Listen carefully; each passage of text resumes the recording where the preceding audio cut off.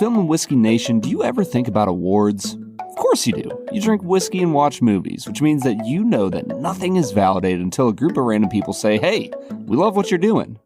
The awesome thing about Doc Swinson's whiskey is that it isn't just some group of schlubs that are giving them awards. They have been winning attention from some of the most important whiskey experts that you can imagine. They've been voted best distillery in Washington State by the New York International Spirits Competition.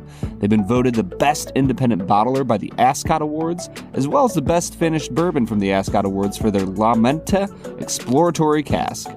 Their Exploratory Cask series is where they release some of the most fascinating and adventurous experiments. If you're ever checking out Doc's lineup and see a white label, there's a really good chance that that's the only time you'll see that bottle, so make sure you snatch it up. Doc Swinson's has been offering just phenomenal finished and blended whiskeys for quite some time now. You can find them online at docswhiskey.com. That's DOCS whiskey.com. Hey everybody, Bob here, and I just want to tell you really quickly about Anchor.fm. We are using Anchor to host our podcast. That's where we basically build out the podcast. It's where we schedule episodes. If you have been looking into getting into podcasting, I cannot recommend Anchor.fm highly enough. We were using another one in the past that actually cost us money each month. Anchor.fm is free. You can actually build your whole podcast inside of Anchor. You can record directly to the website. You can have people record and leave messages for you there. You can even set up a wallet to start accepting donations from your listeners. Anchor.fm has everything you need to start your own podcast. So the real question is, what are you waiting for? Download the free Anchor app or go to Anchor.fm to get started today. Hey everybody, welcome into the Film and Whiskey Podcast. I'm Bob Book. I'm Brad G. Brad, we are coming at you with another special bonus episode. Man, I have been super excited for today's bonus episode, Brad, because a couple weeks ago, I took a trip up to lovely Cleveland, Ohio, and Playhouse Square, the second largest performing arts district in the country, behind good old Broadway, and I saw a show called Hamilton. I've never heard of it, Bob. Right, I know. It's a little off-Broadway production that's making the rounds right now. Nice. So a couple years ago, when Disney Plus released their filmed version of Hamilton, we did an episode about Hamilton. And starting then, I have become obsessed with this show, Brad. Like, I don't usually get into fanboy territory. I don't usually go down the rabbit hole with the things that we watch on this show. But Hamilton is one of those things that every decade or so, there is a piece of art that comes out, and it's in different mediums. It could be a movie. It could be an album. And it is so dense, and there is so much to unpack, and there are so many references that you just can't help but almost get obsessed with it. And with Lin-Manuel Miranda's Hamilton, I think that's kind of the defining piece of art that came out of the 2010s. Yeah, it seems like it just captured a cultural moment of America exploring its history and asking questions about where we've come from and what that says about where we're going. And on top of, all of those deep, important questions it's asking, it's just really, really incredibly well written. Like, it might be one of the sharpest musicals that anyone has ever put pen to paper for. I was going to say, yeah, we can talk all day about like doing criticism on the text and everything, but at the end of the day, it's like 50 bangers all strung together for 3 hours. It's just incredible piece of entertainment. And today we are joined by performer Jared Dixon, who is currently on tour with Hamilton in the Philip cast, performing as Aaron Burr.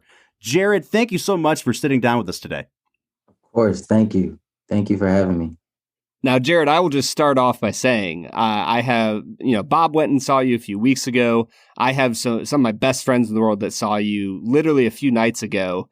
And the reviews are in. You are a killer, Aaron Burr. Pun intended, right? Yeah, right. There it is. Let's just start there. Let's talk about the role of Aaron Burr a little bit. I mean, you're coming in a performance, in a role that, Leslie Odom originated and has become, I don't know, probably the most sought after role on Broadway right now. Like, he wins a Tony for the thing. Like, yeah. It's an incredible role. It is so nuanced and so layered. And I feel like the more you watch Leslie Odom in that performance, especially now that we have like the movie version to watch, it's got to be so hard to pull off that character because there's so much more going on internally with Burr than there is with somebody like Hamilton, who's just expressing himself out loud all the time. Yeah. What's it like to try to dig into this role that you have to express so much internal to someone that's sitting in the back row of the theater? One of my favorite quotes about the difference between theater acting and like TV acting is from Denzel.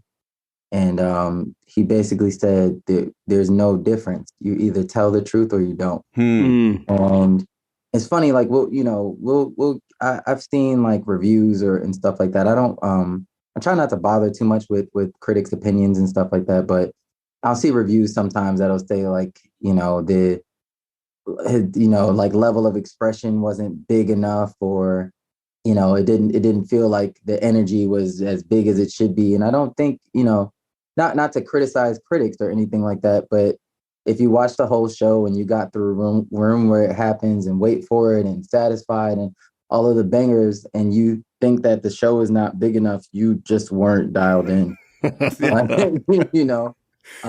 So it feeds the actor so much, not that I try to rely on the text or anything like that, but there's so much meat on the bone. And it's one of those, it's like a runaway train. If you blink, you've missed, a huge chunk sometimes. And I just try to do my best to stay on my toes and be as present as possible with my castmates, and bring real like joy and love to the stage, because people only like to watch people who are enjoying themselves do anything. So yeah, absolutely. Yeah, I wonder though, like I'm thinking about what you said about how if you blink in the middle of Hamilton, if you yawn for like 3 or 4 seconds, right, you've missed like at least 800 words worth of content, right? Right. And so like what, you've been performing this for a little while now. What still surprises you in the text itself? Like as you work through the material night after night, is there anything that like recently has hit you where you're like, man, this line is just hitting me in a different way than it had, the past few months of performing it? There's so many ways that Hamilton can change. It is so adaptable to the times. Any one thing happens in our political space and the show takes on a new color. Something happens in our personal lives and the show takes on a new color. I don't know, like a whole pandemic happens and the show, changes. And it's really easy to just keep your ears and your eyes and your heart open to the show. So I'll find new things to kind of point at as the narrator, and new things to emphasize in my text and stuff like that. One thing that I've found really interesting is I'm probably like somewhere around 400 performances or 300 and change or something like that. And the line is, no, you don't. Yes, I do. Now be sensible. From what I hear, you made yourself indispensable. And then 2 nights ago, I just leaned into the pen in indispensable, as in you've been using your pen. Yeah. And that, like, like a little witty thing. I don't know if anybody caught it, but I just like, one of those, I guess, like kind of dad joke. Yeah. moment for me. I was like, it was good for me. I hope somebody else got it. Yeah, that's incredible, man. I can't imagine, but you do it so often that you probably have to have something on stage to keep yourself from just getting rote with it. But finding something like that where you're just, I'm going to put emphasis on this word a little bit different. You have to find something to spice it up a little bit. But I imagine it has to be a huge challenge with something like Hamilton, where everything depends on the meter. Everything depends on the rhythm, and hitting certain beats the exact same way every time, because otherwise the songs don't work. Like there's so much intricacy to how these songs are fit together that, I mean, it's got to be as much a verbal and mental workout as it is a physical one on stage. Oh yeah. I mean, there's only a few composers who write this really in this really dense way. You got like Sondheim, Roald Dahl, Lin-Manuel, JRB gets into the patter stuff sometimes. But in this show, it really is all of the devices of theater and live performance kind of coming together, and each moment is like rich layered cake. If you bite off too much, you're not really enjoying it. So I think like when I'm in the show, it's more about just, like I said, keeping my eyes and heart open, being open to the moment. I don't really have any grand like design that I'm trying to affect in every show that I go on for. I'm really just trying to stay as present as possible to allow the show to do what it wants to do that night, and really be, be a vessel in a sense. And Jared, I'm like fascinated at this idea of like 300, 400, 500 performances, with the same cast and crew for the most part. People kind of come and go. But like I think about the fact that you played Simba on The Lion King in the past, and your co-star here, Taria Campbell, she played Nala in Lion King. Right. I don't believe it was at the same time, but like how tight knit is the Broadway community? That you guys all work around these same musicals, and you are with each other for month after month, and sometimes year after year. Like how special is it to be able to perform in these arts with these people who you're around all the time? I mean, I'll tell you the most recent experience that I've had that's mind-boggling. 3 of my castmates I knew since they were like 16. Oh my and gosh. I was a little bit older. And one of them, who just debuted last week, I've known since he was 9. Wow.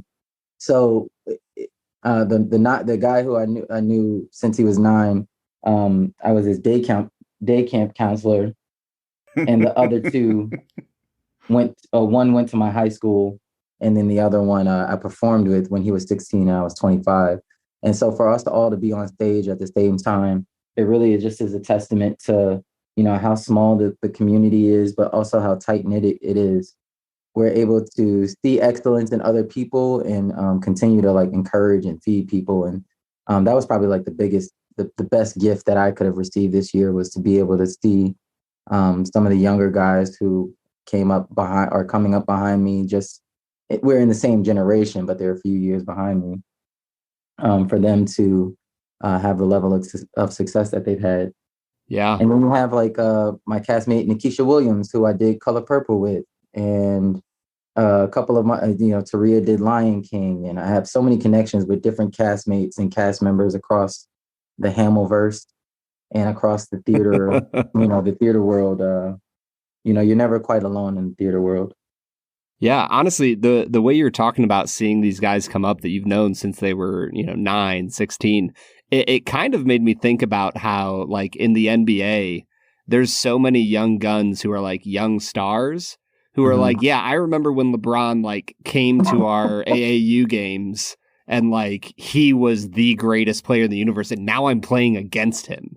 Right. And I guess I just bring that up to say you like must be the LeBron James of the musical universe. I mean, I'm not quite 40 yet, but your hairline's not receding like his. Yeah. Being compared to GOAT 1A, I'll call him.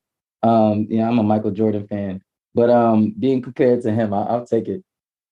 Well, you're talking to 2 Cleveland boys. Well, actually, I'm the Cleveland boy. Bob is an Akron guy, so.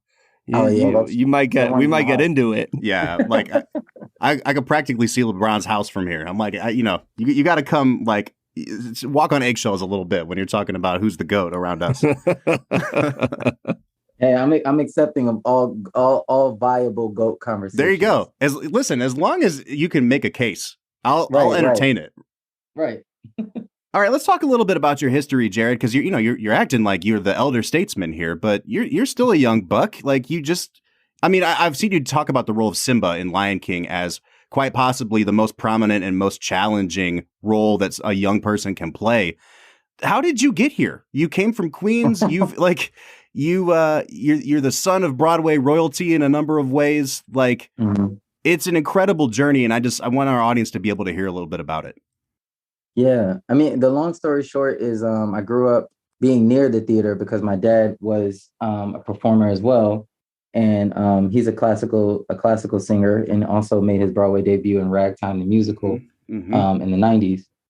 And I grew up knowing that I wanted to do something different, but not knowing exactly what it was. And I found performance later in my young adult years.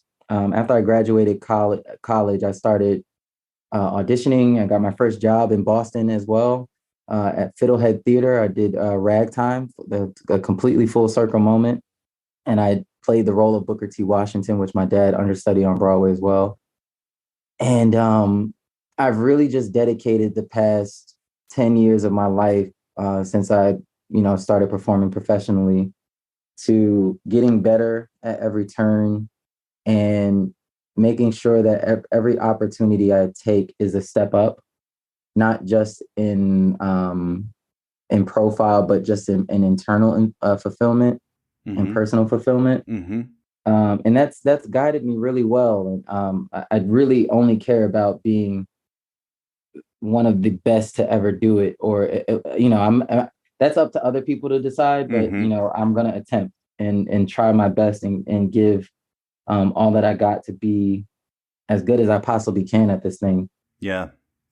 Yeah. I Yeah, mean, I think that's a great point because there's a lot of people out there that have the ambition to play a role like Burr or a role like Simba and probably have the energy and maybe have the stamina. But hmm, there's so much that goes into, I don't know, like having the experience, the life experience, and also honing your craft. Like, I can't imagine that, if this musical had existed 10 years ago and you look at where you were 10 years ago, that you would think that you'd be as effective as Aaron Burr as you are today. And I right. think, I guess my question then is like, how do you see yourself growing as an actor? And how do you see your life experiences in like, are those two things intertwined? Does your ability to convey these deeper emotions come from just the fact that you've seen more of the world since then? You know what I mean? Right. It's a part of a necessary self-awareness that I think I've always had. I've always had the ability to look around and be honest with myself, not for the sake of comparison to other people, but just to say, when I see somebody do something that's incredible, I'll look within myself and say, "Oh, I can't do that, but Mm. I can get there." Mm-hmm. I'll look and say, "I don't have that." Whatever they just did, right? Like, I remember the first time I saw Joshua Henry on Broadway Mm. in Porgy and Bess. Mm-hmm. He was the person who I looked at and said, that is what I want to do. I'm not quite there yet, but I need to figure out how to do that. Now I'm at the point where I am doing it in my own way and figuring things out for myself. But like I said, it's just a necessary self-awareness that I think I picked up doing other things, playing basketball, running track. I'm naturally competitive by nature. I really just want to be the best, and I wouldn't say I'm like Kobe Bryant obsessive with. Oh, maybe I'm wrong. I don't know. I was say not many people are the Mamba. Right, right. I'm not like 3, 4 in the morning every day obsessive, but I can be when necessary. When I find something, like when I find the need to go that far to do things, that's where I go. Yeah. And I take that approach with everything in my life, even about being a husband and about being a future dad and being a dog owner. Yeah. So it's, how you do anything is kind of how you do everything with me. And I've always just been about following my passion and making sure that I express my passion through my work. And I think it started to show better on stage with experience, Mm-hmm. because I trust myself more than I ever had. Jared, that might be the best quote to come out of our podcast. How you do anything is how you do everything. Yeah. Take that home, Film and Whiskey Nation. That's a good one to think on. Yeah, absolutely. Jared, I don't mean to make you, speak it into existence here or name it and claim it or anything, but, everyone has like a bucket list of, man, I'd really like to get on stage and sing that song someday, or I'd really like to Yeah. be in that show someday. And I imagine that some of them you're keeping, locked up and you're not going to speak it out loud. But like, what are some of the ones on your bucket list? Yeah. Yeah, I'll say it in case some producer somewhere is like listening to this, getting some ideas. So number one was Burr. Let's go. That's off the list. Bobby and Company. Nice. I was just gonna say, so everyone's got to sing "Being Alive" at some point, right? At some point, yeah. It's like like a theater party trick for if you're Barry Tenor. I was gonna say, like, if Adam Driver can do it in Marriage Story, like, you can do it. Come on. Basically. I'll say Bobby and Company is probably up there. I really identified with that show. It's weird to say I identified with that show at like 2019, but I really did. Mm-hmm. Hopefully, at some point, I'll get the opportunity for that. I would also say above that would be a role to originate something. I want to originate something that's just as deep and nuanced as Burr, whether it be a villain or a tragic hero or something like that. Mm-hmm. Trying to think of other theater canon things that I would love to touch. I like Hermes in Hadestown. I'd like to touch that as well. I know they cast older actors in that role, but I think it'd be fun to do. Yeah, there's not many that I'm really like. I don't know. Burr really was like Burr was it. Yeah. For me, and so I have to, once I'm done putting on the tails, I'll have to reevaluate and see what's next. I mean, Bobby's still up there, of course. What's the song with Burr that made you want to chase it like this? Wait for It. Easily, yeah. Wait for It is maybe the most slept on song in the whole show. Like, I know. In any other show, we'd say that is the showstopper, but because this show has Room Where It Happens and One Last Time and Satisfied, like, I feel like Wait for It gets buried in people's minds sometimes. And it is, we talk all the time, Brad, when we talk about movie musicals and the way that shows are structured about a character having a song that's called like their I Want song. Mm-hmm. And that's Burr's I Want song, but it's so much deeper than just an I want. Because he expresses that kind of thing later on in Room Where It Happens too, but it's his whole motivation. It's, I'm doing everything methodically because everything around me falls apart and I want to be able to control my destiny.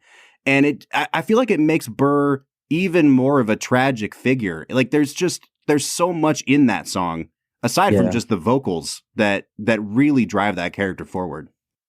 Yeah, I had a friend who we had a debate about whether that is an I Want song or not.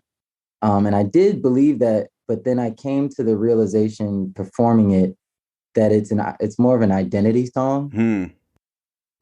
Everyone else in the show gets introduced. Burr introduces himself. Yeah. And the first thing he says is, I'm the damn fool that shot him. But we don't get to really know who he is as a soul, as a human being with a soul, until Wait for It. And I think the things that he's saying about himself in that song are things that we all question. Why do I do anything out here? Like, why do I go to this job? Why am I in love with this person? Why did I get this dog? And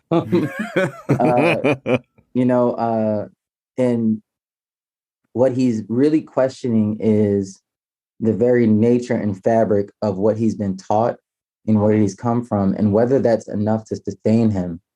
And at that point in his life, he decides that it's enough. The way that he's doing things is enough.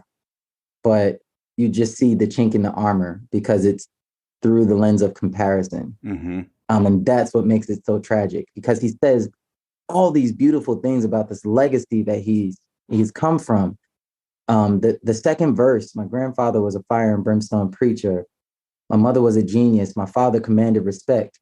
But he's talking about the legacy that he comes from and this deep love that he has for Theodosia. And it seems so beautiful to the audience. It's like the color yellow in Van Gogh. If you see any Van Gogh painting, you say, oh, that's a beautiful yellow flower. And then you find out that yellow is the color that he used to signify the darkness in his soul. Wow. And the depth of his pain.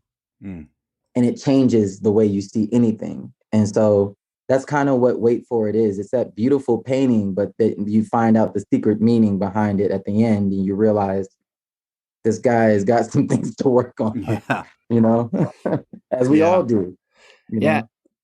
Yeah. And I think that's what I love most about Hamilton is that it takes these characters from history that, if we're being really honest, I would guess without the musical Hamilton, 70 to 80% of Americans wouldn't even know who these Right. people were beyond the fact that they were American history Right. figures, right? And yet it takes them and it reminds us that, you know, we get so caught up in our own lives and our own day-to-day things and assuming that all, you know, politicians are evil or they're perfectly good or, you know, we do all this. And yet something like Hamilton takes all of that and says, hey, all throughout history, people are just people. They want to be known and loved and understood and safe, and they want to be able to provide those things for the people that they love. And whether you're a politician in the, you know, 1800s or you're just an average citizen trying to live through a pandemic, like those are things that we can all relate to. And I think that's what Hamilton does so well. It's a cautionary tale. It's an ode to the beautifully flawed experiment that is America. Mm-hmm. And it's kind of a testament to humanity. It's a plea for humanity in some ways, because the truth is, at the end of the show, you know, Burr is able to say, if I had just waited, if I had listened to myself, if I had trusted myself enough, I might have seen that there was space enough for both of us. Yeah. And that's the most beautiful walk-off home run, you know, that I don't think I've ever seen in a musical, was for him to drop his ego at the end and just say, you know, yeah, I'm trash, and we all are. Well, I think that's like the most beautiful thing for me about the way that show ends is you finally understand the link between Burr and Hamilton is that in their own ways, they both tried to be the masters of their fate. They both tried to write their own legend. And I don't think either of them realized until it was too late. And that's when, you know, Washington comes back on at the end and starts, you have no control who lives, who dies, who tells your story. Like the final reminder of this musical is like, you can try as much as you want to be the master of your fate, but the way your story gets told is not up to you. And it shifts in those final moments to talking about Eliza, this person who we don't know anything about really, and who had no chance to tell her own story. And like, that's what Lynn's doing at the end of the story is he's like, I'm going to tell the legend of this person now. And I think it says a lot about like what you guys are saying. It's really instructive to how much are you going to waste your energy trying to construct your own legend and narrative? And how much are you going to accept the fact that like you have no control over that at all? Yeah. I mean, if you're I'm reading a lot of Eckhart Tolle right now, and Burr's, I think he would categorize Burr as someone who's egotistically steeped in his past and future. He's never quite in the present because he's always waiting. Hamilton's never quite in the present because he's always planning, you know, and that ends up being the foil of both of them. Burr, in the story, at least, you know, I've read enough, but I've read enough to know that I know nothing about Burr, you know, about anyone. And I accept that, like, you know, revisionist history is a thing, and, you know, I wasn't there, so I'll never know the truth. But I know that in the story, he's so seemingly concerned with upholding this legacy and being right and being a part of the thing that he doesn't necessarily, you know, the most beautiful parts of his show are nonstop to me when he's, you know, he's at home and Hamilton's like, hey, come kick up dirt with me. He's like, no, I think I'm good. I think that's if the show ends there, Burr probably goes off and lives a great, happy life somewhere, right? But, you know, by the end of the song, he's like questioning again for whatever reason. Yeah. So it's like we said, so much meat on the bone. Yeah, well, and we could honestly go on talking about it for another 3 hours. Yeah. But I think what we need to do now is Bob and I are going to go, we're going to review the Beverly High Rye whiskey, and then we're going to come back and talk with Jared about our top 5 movie musicals. So get ready for that whiskey review, and then we'll be back with our top 5 movie musicals.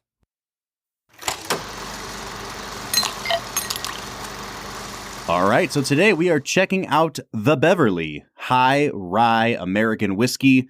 Brad, this is called an American whiskey, not just a rye, because it's not technically a bourbon. It's not technically a rye. It is a blend of straight rye and straight bourbon. So, it probably works out that there is still more corn in the overall mash bill here than there is anything else, but it can't be called a bourbon legally because it's blended. So, you know what? I'm okay with it. It's a melting pot, Bob. Just like America. That's right. Yeah, man, this one is coming out of Cedar Ridge Winery and Distillery in Cedar Rapids, Iowa. Fun fact, where my family is from. Yeah, man. We've had a couple of their products on the show before. I love Cedar Ridge, so I'm very excited about it. Yeah, this is a blend of whiskeys that come from Cedar Ridge and from Indiana. So if you can guess where the whiskey in Indiana is coming from, you'd probably be right. I'm super excited about this, man. I've seen this bottle all over Instagram. It is a very picturesque bottle. Like, it's a really nice one to have on your bar. Really draws attention to itself. I'm hoping that the whiskey inside the bottle is every bit as good as the packaging on the outside. Brad, you actually did a little bit more research on this than I have. So why don't you walk us through what you've found out about this whiskey? Yeah, so this whiskey is coming in at 96 proof. And they have already won a few medals, Bob. They've won a gold medal at the San Francisco World Spirits Competition, as well as the New York World Spirits Competition. So the Beverly knows how to blend some whiskey. Coast-to-coast awards for the Beverly. That's right. All right, let's jump in, man. What are you picking up on the nose here? Oh, man. You know what I just realized? It reminds me a little bit of the Outland Scotch that you got us a while back. Really? It literally just hit me. I've already taken my notes, but yeah, it has like this sweet cherry licorice nose that's mixed with like a cream of wheat, some caramel, some black pepper. It's a really, really nice nose, Bob. Yeah, I think pepper is a really great note to bring out on this one. It does smell like a bourbon. It smells like a high rye bourbon, which I expected when it's called the Beverly High Rye. So there's a lot of that rye spice on the front. There's a lot of that pepperiness. I get a little bit of like a Coca-Cola kind of effervescence on this one. I like it a lot. Not super complex on the nose, but it tells me that it's going to be sweet, but with a little bit of a kick from that pepperiness. When I get into the taste here, Brad, I'm a little bit surprised that it's not quite as sweet on the palate as I was expecting it to be. And it almost has a little maltiness to it. And I don't know if there's any malt in any of the mash bills that they're blending here. But when you said it reminded you of a scotch, that's where my mind went, is that on the palate, it's a little maltier than it is sweet. Yeah, it definitely came across as creamy for me. There was still some of that cherry lingering from the nose. Then it got kind of minty at the back end. And I thought it was a really, really nice palate. Mm-hmm. And when you get into the finish here, it gets into a really beautiful toasted oak. There's some marshmallow flavor going on.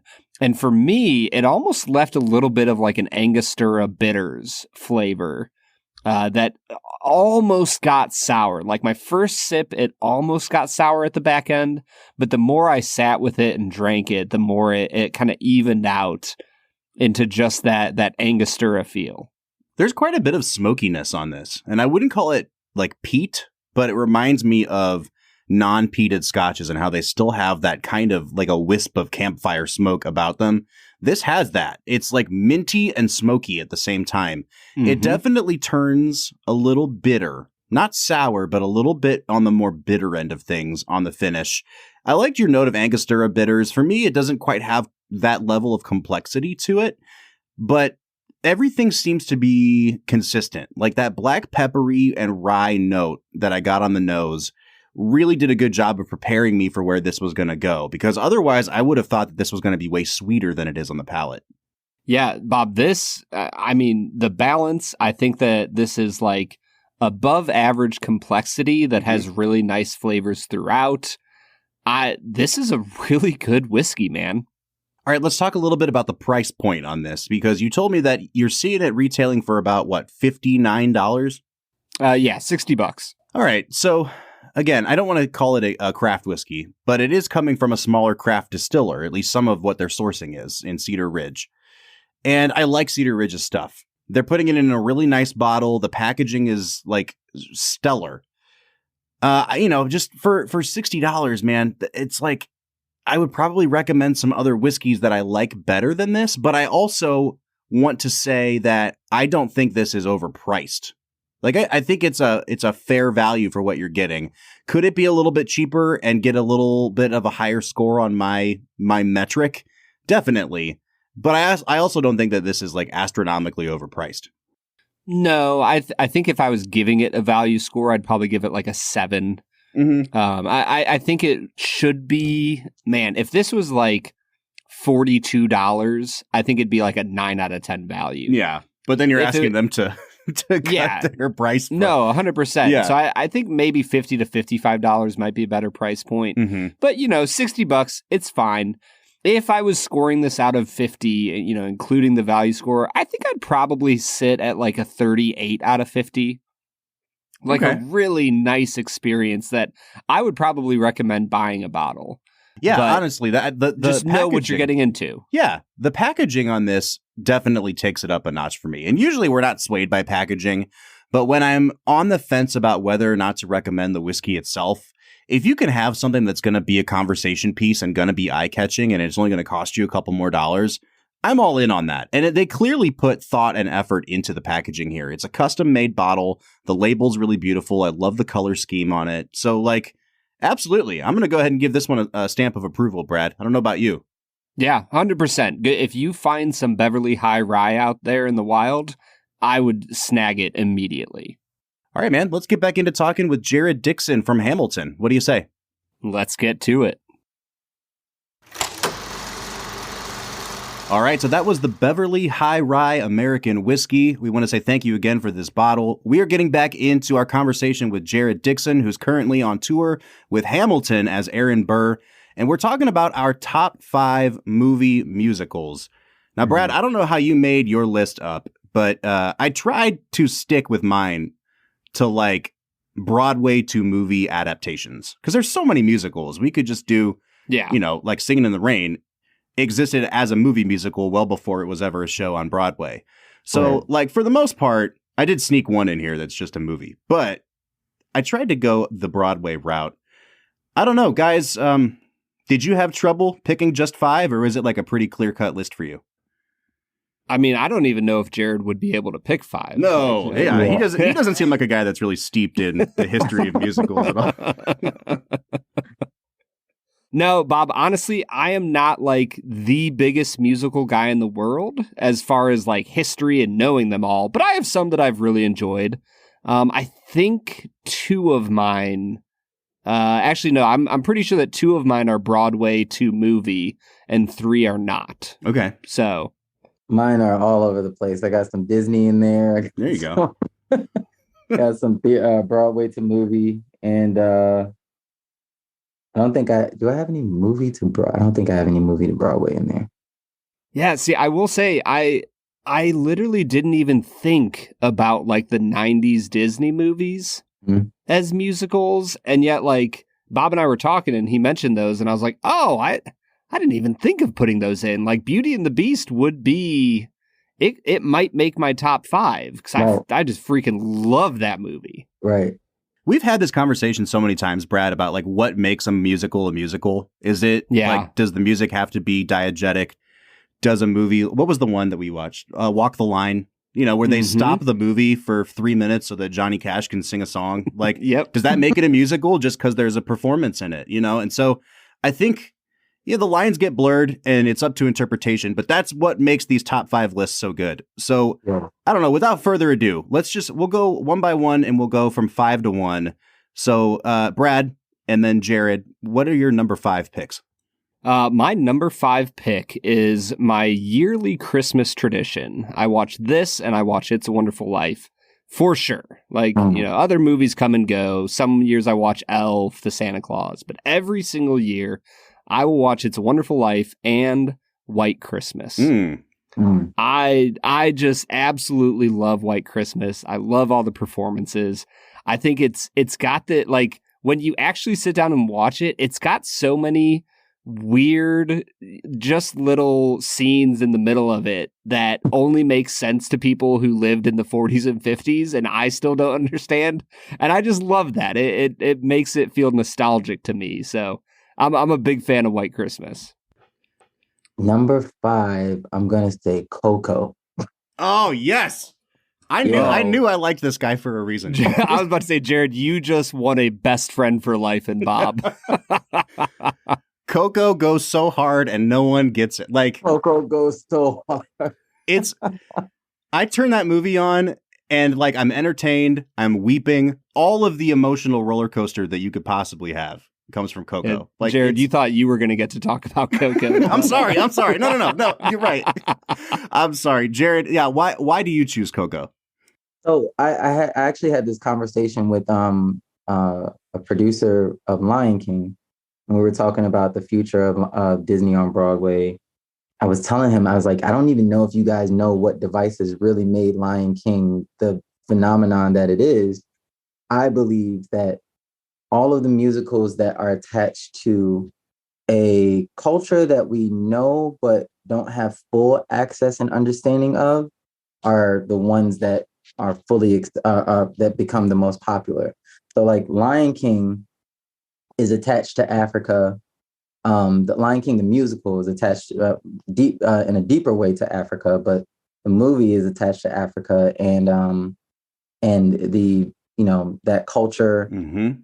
I think that's what made it the Broadway success that it is. And Coco has that same element with it being Mexican culture and all of the history around Dia de los Muertos and the food and them being shoemakers and the mariachis and all that stuff. And then on top of that, it's just written so well. Yeah. The melodies are brilliant. I love how it how it ends when the motif "Remember Me." It's like the "Remember Me" singing the one line in "Remember Me" is like saying "Bing Bong" to anyone who's seen Inside Out. Yep. This guy gets it, Brad. Yeah, he 100% gets it. We listened to a Disney piano playlist to put my daughter to bed, and "Remember Me" comes on right after, what's the song from Toy Story 2? Oh, the Sarah McLachlan one? Yeah. Yes. It literally is the Sarah McLachlan song, and then "Remember Me," and I'm like trying to read a book to my child and like trying not to weep. Well, I'll wreck the moment here because my number 5 is not something that makes me weep, at least. But Brad, it's probably like one of the only Tim Burton movies that I've ever actually enjoyed.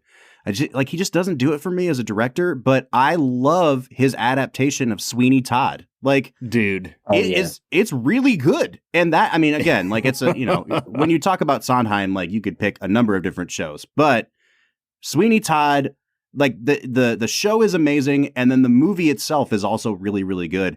And it's really rare to find movies that succeed as movies in addition to just like, hey, here's a Broadway show. Like they did something unique with it. I thought it held up artistically.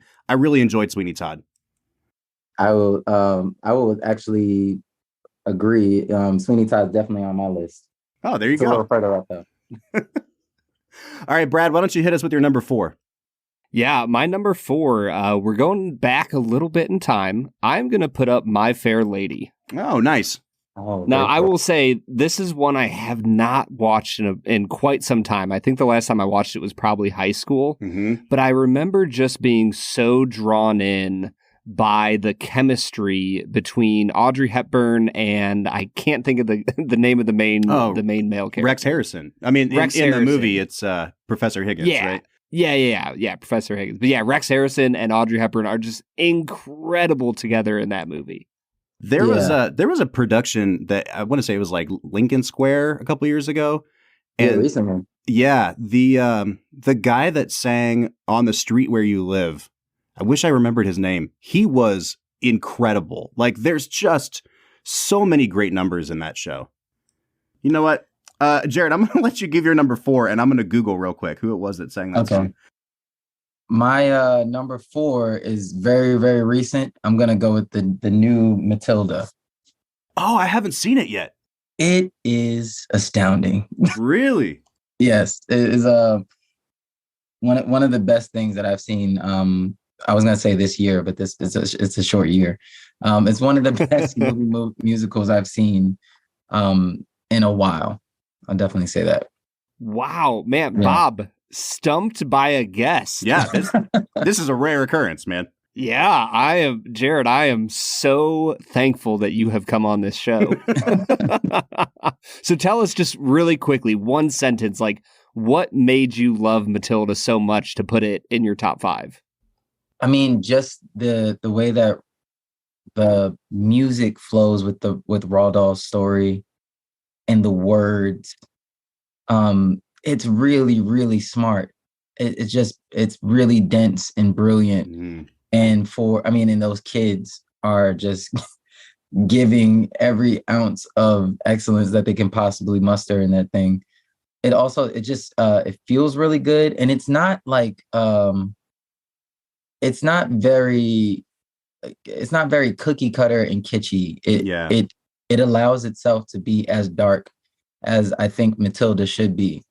They made a flip on the character, and she's not so sweet and innocent with the sneaky attitude. She's like, she's a big shit talker, like big stepper. Like she's definitely worth her weight in gold in that show. So I really appreciate it. And maybe it's on my list right now because it's recency bias. Sure, but sure. I really think it stands up against any of the like kid musicals that are out there. I would say so far we have 2 musicals prominently featuring kids for you, Jared. Yeah. I think that has something to do with the fact that I got one coming on the way. You do. Congratulations, by the way, man. Congratulations, man. Thank you. All right, I'll go with my number 4. Oh, I found the guy from My Fair Lady. His name's Jordan Donica. He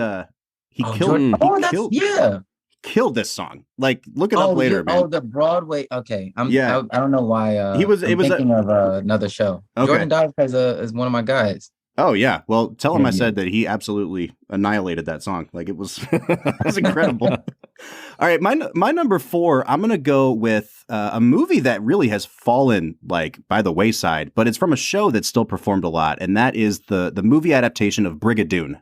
This is a Rodgers and Hammerstein musical. Wow. I don't know why Brigadoon has always had just a really special place in my heart. Like, it's cheesy as hell. And I love it. Like, it's just, there's something about a musical that is completely earnest with its own cheesiness that like it's endearing. And like with Gene Kelly in the movie and Leslie Caron and Sid Charisse in that movie, directed by Vincent Minnelli. So it looks gorgeous. I love that movie. I love Gene Kelly, and I'm in love with those songs. So Brigadoon's number 4. If I am correct, Brigadoon is a Scottish themed movie. Yes. And your name is Robert the Bruce Book. Is that correct? That's true, actually, yeah. Okay. I don't know if I'm making a correlation here. There's something I'm just asking questions. Deep within my bones that resonates with that musical. It's like in your DNA. All right, Brad, let's go through these a little quicker here, man. We're dragging. We got to get this guy to bed so he can perform tomorrow. Number 3 for you, Brad. Number 3, I'm going more recent as well. I'm going to go with La La Land.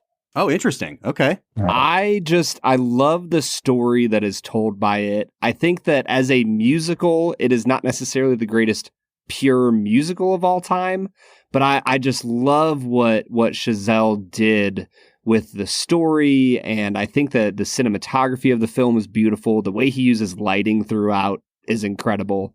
So I was just really a big fan of La La Land when it came out. All right, Jared, number 3. I'm gonna go with Cinderella.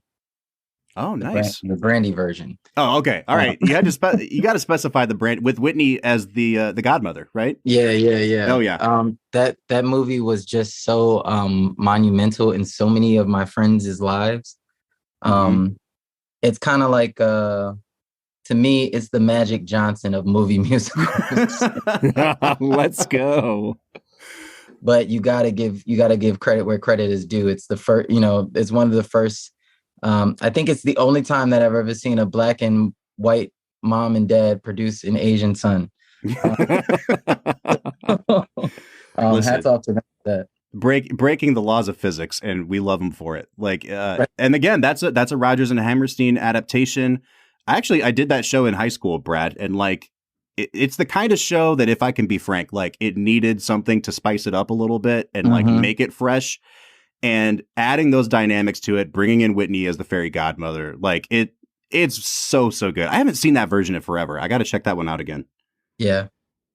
All right, my number 3, I'm going to go with Les Miserables. This is a movie that a lot of people are iffy on as a movie, especially like with some of the vocalists in the movie. I don't know, man. It worked for me. And Les Mis is another one of those shows that if it resonates with you, then it resonates at a really, really deep level. And the character of Valjean, the themes of redemption and salvation in that movie are just, they hit me every single time. I can't watch that movie and not be moved by that final scene of the barricade after Valjean passes on into the afterlife. It's an incredible visual. Les Mis is my number 3. Meh. All right. Whatever, dude. Jared, why are you being so rude to Bob? Jeez. All right, Brad, number 2. Number 2 has already been mentioned. Dude, I freaking love Sweeney Todd. Yeah. Oh, wow. You hung on to that one. I remember like watching it in high school. Our choir sang. We didn't do the musical, but our choir sang through, a lot of the songs. Yeah, sure. It is just one of the most fun, like darkly fun musicals ever created. And I just think that Johnny Depp and Helena Bonham Carter and Alan Rickman, like, it's just such an incredible cast. And they have so much chemistry in this film that just brings this world, this, ugly, gross British world to life, like dark and dirty. And man, it's so good, dude. I'm right there with you. Sweeney Todd's number 2 for me. Come on, Jared. You're just talking about some of the most grimy, dark, dirty text that we've ever gotten from the man himself. And like you said, Johnny Depp, that whole cast is stellar. And it's actually one of the first musicals by Sondheim that made me really see the range of what theater is capable of, because Company was probably the first one that made me go, okay, I think I can do this. And then I started digging a little bit more into Sondheim and found Sweeney Todd and some of his others. And it holds a special place in my heart. I would say, Jared, real quick, what's like a go-to song for you from Sweeney Todd? Because for me, I love Poor Thing.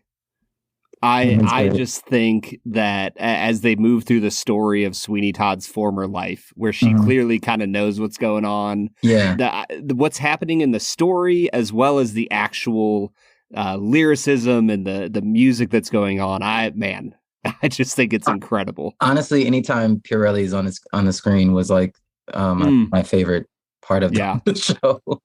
Sweeney Todd is so good. Oh, go ahead. Sorry. When he goes, finally, my arm is complete. Like, that's like 2 of my favorite. Yeah, Pirelli has the feel of like the Beatles. Shoot. My brain the song that they made that's completely based off the Circus poster. Oh yeah, for the benefit of Mr. Kite. Yes. Yeah, Pirelli just has that vibe about him, and it's perfect. I was going to say, Sweeney Todd is so good that they made a whole episode of The Office where Andy is in Sweeney Todd, and it still holds up even after that. Like, that's a feat. All right, Brad, my number 2 is the only one on this list that didn't start as a Broadway musical, but you know that of all the old MGM musicals, it's my very favorite, and it is Judy Garland in Meet Me in St. Louis. This is just, it's one of those movies that's like kind of on the border of even being a musical because there's only like 4 or 5 songs, but there's something so, again, like earnest about it, and it's about a family, and it's about persevering through the hard times as a tight-knit family. That movie speaks to me. I watch it every year at Christmas like you do White Christmas. So that is my number 2. And that brings us to all of our number 1 picks. Brad, what's your number 1? My number 1 is probably, this might be a little cliche, but hopefully the rest of my list took care of that. West Side Story, man. Yeah. It was coming. It's Jared incredible. I don't know. Are you guys there? Is West Side your guys' number 1? It's my number 1. I didn't put it there for the purpose of just like trying to move the needle forward. Yeah. Yeah. Is it like a cliche in the musical theater community that is like, yeah, it's like it's like if you don't know basketball, you know Michael Jordan, and you just say, yeah, Michael Jordan is the GOAT, but you don't know why. Yeah. And I guess the same thing could be said about LeBron. So yeah. It's just for me, if we're saying like top 5, I try to stay away from the suggested top 5. Sure. Yeah. But like you're not about to say Singing in the Rain. No. I'm gonna put West Side Story as my honorable mention, as the like Mount Rushmore. Yeah. Maybe all by itself of movie musicals. And I'm gonna throw you guys a curve. I think this is a hot take. I really dig In the Heights. Oh, okay. Yeah. Now you were in the Heights, right? I was in Boston, actually. Okay. For the purpose of where it came to us, like the timing that it came to us during the pandemic. Mm-hmm. Also, I'm a New Yorker. Mm-hmm. I'm in Hamilton. Lynn's my boss. So I gotta, I gotta get some brownie points there. Right. And just for the purpose of like what In the Heights means for, I think this is the converse of like when you were saying a musical that was made better as a movie or vice versa. Even though the musical is great, the movie, I don't know, the movie just did something for me that was really special. I think it was very monumental and very extremely underappreciated in my opinion. Both that movie and the the new Spielberg version of West Side Story, like both of those movies deserve better. And Anthony was so good in the Heights, and I thought he was going to get some more recognition than he did. But man, it was just a great movie. And again, like when you're talking about Lin-Manuel Miranda, like it's a great text. But I think you're right. I think the movie elevated the show to a new height there. Yeah, the show was, I think, partly conflicted by the task that it had. It had to be digestible enough for Broadway audiences to get it, because maybe this is another hot take, but I think if you can get rich, dense Sondheim, like you can get hip hop. And so I don't think that we should ever dumb down hip hop for musical theater's sake. Absolutely. Hamilton proved that. But the fact that it was new, I think that the stage show just did so much to advance the ears of musical theater listeners, and without it, we wouldn't have gotten Hamilton. So, I think the movie musical is a bit of the same, and then the directorial choices by John M. Chu, having them on the side of the building during sunrise. The shots of the GWB, just the bustling neighborhood that they created, Anthony's performance. There was just so many, the cameos, and a bunch of my friends are in it too. That's the reason it's up there for me. All right, everybody, there you have it. Those are our top 5 movie musicals, but we would like to know what you think. So as always, you can hit us up on our social media accounts, Facebook, Twitter, or Instagram @FilmWhiskey. Or you can jump onto our Discord. We are on there every single day talking with you guys, fans of the Film and Whiskey podcast, about movies, whiskey, musicals, trucking, all the different things that come up on the Discord can be pretty crazy. So you need to jump on there, join the conversation. You can find a link to our Discord at the end of every single one of our shows. Once again, this has been Jared Dixon. He is currently on tour with the Philip cast in the North American tour of Hamilton as Aaron Burr. You guys are camping out in Boston for a couple weeks, right? Yeah, we'll be there for, I think, 2 months. Unfortunately, by the time this comes out, I may be out of the show. I'm actually leaving February 5th. Wow. Well, I mean, for a good reason. So, yeah. We understand. This guy is going to go on to incredible things. He's already reached the mountaintop with Aaron Burr, and I think that there's another mountain in view for him. It's been just an inspiration to talk to you today. I can't thank you enough for sitting down with us, Jared. Yeah, thank you guys for having me. I appreciate it. All right, everybody, we will be back on Monday with another regularly scheduled episode. But until then, I'm Bob Book. I'm Brad G. And we'll see you next time.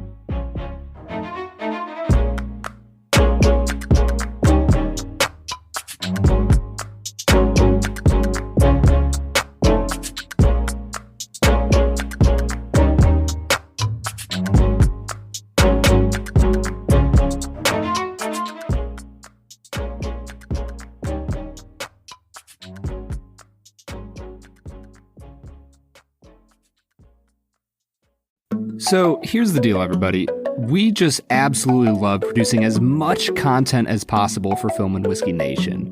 But if our regular episodes aren't enough for you, then you can head on over to patreon.com/filmwhiskey, sign up for one of our memberships, and you will get a slew of extra content for your listening pleasure. Check us out on patreon.com/filmwhiskey.